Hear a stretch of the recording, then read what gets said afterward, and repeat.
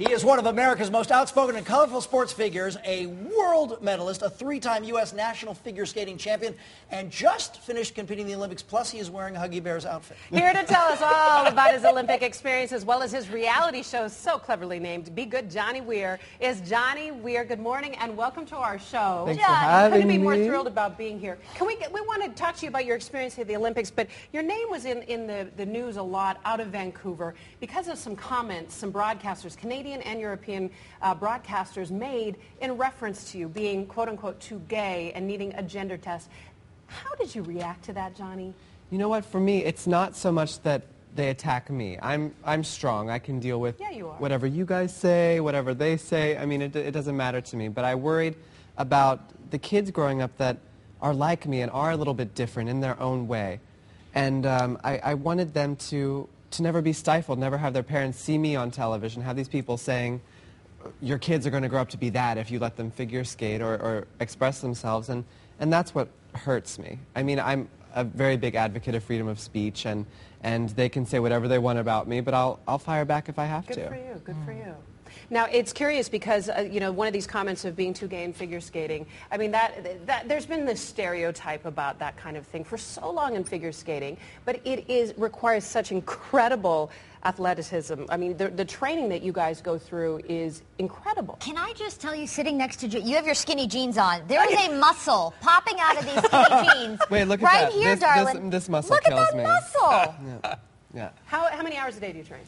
Between 3 and 5 hours a day that I'm on the ice, and then there's Pilates and stuff like that off the ice. And every week I get, you know, basically sat on for a really deep tissue massage. And, you know, especially with me, I have the reputation of not being a real athlete because I like fashion. I like to run my mouth and do all this crazy stuff. But, I mean, every Saturday night I'm in my apartment watching a movie, organizing my clothes, doing something Me because too, John. that's my goal. But just so that I can be strong and prepared on Monday and to bleed, cry, sweat, you know. And all of the above. What's everything. it been like? You had attention before the Olympics, but people everywhere in the world knows you now. Household name. How has your life changed? You know, I'm very busy. I'm getting up Your social calendar is booked. I'm getting up very early in the morning and throwing on a Chris Benz fur first thing in the morning for a show in LA. I mean, those kind of things are very cool. But I'll never lose the fact that I'm an athlete. I'm a figure skater. I want to continue to train and prepare myself for big competitions. Yeah.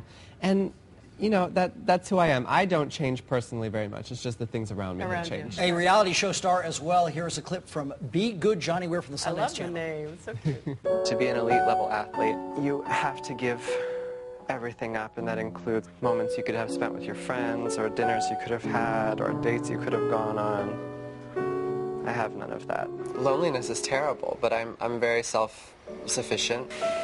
I can entertain myself. I have my vacuum cleaner to make lines in my carpets. I make shadow pictures on the wall sometimes if I'm really bored. Here's the parallels between Jessica and Johnny. There's so many. And Jessica, too, has a piano player in her apartment. I do. Johnny, doing real that quick sort of sad before we music. lose you, we haven't talked to anybody about being inside the Olympic Games, Athletes Village, etc. Give us just a sense of what that must have been like. You know, it's incredible. For me, it was kind of, you know, begrudging to stay in the village because I wanted to stay in a hotel and have everything room service, blah blah blah. But there were some very real security threats for me before the Olympics, and I needed to stay in the village. But Vancouver really put on a great show for us. Really gave us the best accommodations, beautiful apartments overlooking the water.